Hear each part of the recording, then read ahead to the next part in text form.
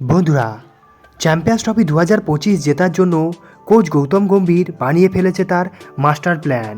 হ্যাঁ বন্ধুরা, তোমরা সকলেই জানো গৌতম গম্ভীর কোচিংয়ের দায়িত্ব পাওয়ার পর থেকে একমাত্র টি-20 ক্রিকেটেই দুর্দান্তভাবে সাফল্য পেয়েছে। তবে টেস্ট তথা ওডিআই ক্রিকেটে বিভিন্ন বাজে রেকর্ড তার নামেই গড়ে উঠেছে, যেখানে বহু বছর পরে শ্রীলঙ্কার বিরুদ্ধে ওডিআই সিরিজ হেরেছিল ভারতীয় দল। তার পাশাপাশি ঘরের মাঠে নিউজিল্যান্ডের কাছে হোয়াইট ওয়াশ হলো এবং তার পাশাপাশি বর্ডার গাভাস্কার ট্রফিতেও অস্ট্রেলিয়ার বিরুদ্ধে হেরে ওয়ার্ল্ড টেস্ট চ্যাম্পিয়ন্স ট্রফি থেকেও বাড়িয়ে গিয়েছিল হেড কোচ গৌতম গম্ভীরের নতুন ভারতীয় দল। এবং সম্ভবত আইসিসি চ্যাম্পিয়ন্স ট্রফি গম্ভীরের কাছে শেষ মৌকা নিজেকে প্রমাণিত করার অ্যাজ এ কোচ। এবং যদি সে চ্যাম্পিয়ন্স ট্রফিতেও ব্যর্থ হয়ে যায় তাহলে হয়তো আমরা গৌতম গম্ভীরকে আর ভারতীয় দলের কোচিং স্টাফের মধ্যে দেখতে পাবো না। তাই দেয়ালে কার্যত পিঠ থেকে গিয়েছে গৌতম গম্ভীরের। তবে চ্যাম্পিয়ন্স ট্রফির জন্য দুরন্ত একটি মাস্টার প্ল্যানের ছক গড়ে ফেলেছে কলকাতা নাইট রাইডার্সের প্রাক্তন মেন্টর গৌতম গম্ভীর। বন্ধুরা, এই ভিডিওতে আমরা ফটাফটভাবে দেখে নেব যে কোন মাস্টার প্ল্যানের ওপর ভিত্তি করে গৌতম গম্ভীর চ্যাম্পিয়ন্স ট্রফিতে নামতে চলেছে। বন্ধুরা, তাই তোমরা ভিডিওটি অবশ্যই শেষ পর্যন্ত দেখো এবং তোমরা যদি আমার চ্যানেলে নতুন হয়ে থাকো এবং ভবিষ্যতে ক্রিকেট রিলেটেড তথা আইপিএল এবং ভারতীয় দলের সমস্ত নিউজ সবার আগে বাংলায় পেতে চাও তাহলে চ্যানেলটিকে অবশ্যই করে দাও সাবস্ক্রাইব। এবং তোমরা যদি টিম ইন্ডিয়ার একজন ডাইহার্ট ফ্যান হয়ে থাকো তাহলে ভিডিওটিকে অবশ্যই করে দাও একটা লাইক। চলো ভিডিওতে আগে যাওয়া যাক। বন্ধুরা, চ্যাম্পিয়ন্স ট্রফিতে ভারতের সবচেয়ে বড় ম্যাচটি রয়েছে 23 তারিখে পাকিস্তানের বিরুদ্ধে।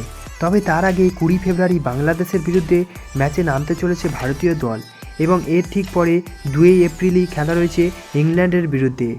আর কার্যত এই চ্যাম্পিয়ন্স ট্রফিতে একটি ম্যাচ হারা মানেই পুরোপুরিভাবে চ্যাম্পিয়ন্স ট্রফি থেকে বেরিয়ে যাওয়া। আর কার্যত সেই উদ্দেশ্যে বেশ সিরিয়াসভাবেই টিম গোছানোর দায়িত্ব পেয়েছে গৌতম গম্ভীর। চ্যাম্পিয়ন্স ট্রফির জন্য ভারতীয় দলে একাধিক অলরাউন্ডার রাখা হয়েছে। রয়েছে 5-5টি স্পিনার, যেখানে কোন ছক বা স্ট্র্যাটেজি নেবে গৌতম গম্ভীর এবং অধিনায়ক রোহিত শর্মা তা নিয়ে শুরু হয়ে গিয়েছে বড়সড় জল্পনা। আপাতত বাংলাদেশের ম্যাচ ধরে এগোতে চাইছে ভারতীয় দলের টিম ম্যানেজমেন্ট। আর বন্ধুরা, বাংলাদেশের বিরুদ্ধে কোন প্লেয়িং 11 সুযোগ পেতে চলেছে তা নিয়ে জল্পনার অবসান নেই। যেহেতু কলকাতা নাইট রাইডার্সে প্রায় সময় চমক দিতে দেখা গিয়েছিল গৌতম গম্ভীরকে, তাই চ্যাম্পিয়ন্স ট্রফি শুরুতেই যে বড়সড় চমক দিতে চলেছে গৌতম গম্ভীর সেটা অনেকেই আশাবাদী রয়েছে। এর পাশাপাশি বন্ধুরা, আমরা ভারতীয় দলের হয়ে ওপেন করতে দেখা যাবে সম্ভবত রোহিত শর্মা এবং শুভমান গিলকে। তারপর যথাক্রমে বিরাট কোহলি, শ্রেয়াস আইয়ার, কেএল রাহুল এবং হার্দিক পান্ডিয়াকে। তবে দলে 2 অলরাউন্ডার স্পিনার রয়েছে রবীন্দ্র জাদেজা এবং অক্ষর প্যাটেল। তবে বন্ধুরা, গৌতম গম্ভীরের আসল চমক রয়েছে স্পেশালিস্ট স্পিনারকে নিয়ে। সেটা কুলদীপ যাদব নাকি বরুণ চক্রবর্তী সেটাই এখন দেখার বিষয়। তবে এখনও পর্যন্ত এগিয়ে রয়েছে কুলদীপ যাদব, কারণ কুলদীপ যাদবের অভিজ্ঞতা অনেকটাই বেশি বরুণ চক্রবর্তীর থেকে। অন্যদিকে 2 পেসার হতে পারে মোহাম্মদ শামি এবং আর্শদীপ সিং। গম্ভীরের অবশ্যই প্রিয় হয়ে রয়েছে কলকাতার হর্ষিত রানা, তবে আর্শদীপ সিং এই লিস্টে এগিয়ে রয়েছে আপাতত। বন্ধুরা, সম্ভবত গৌতম গম্ভীর এই দুরন্ত প্লেয়িং 11কে নিয়েই বাংলাদেশের বিরুদ্ধে নামতে চলেছে।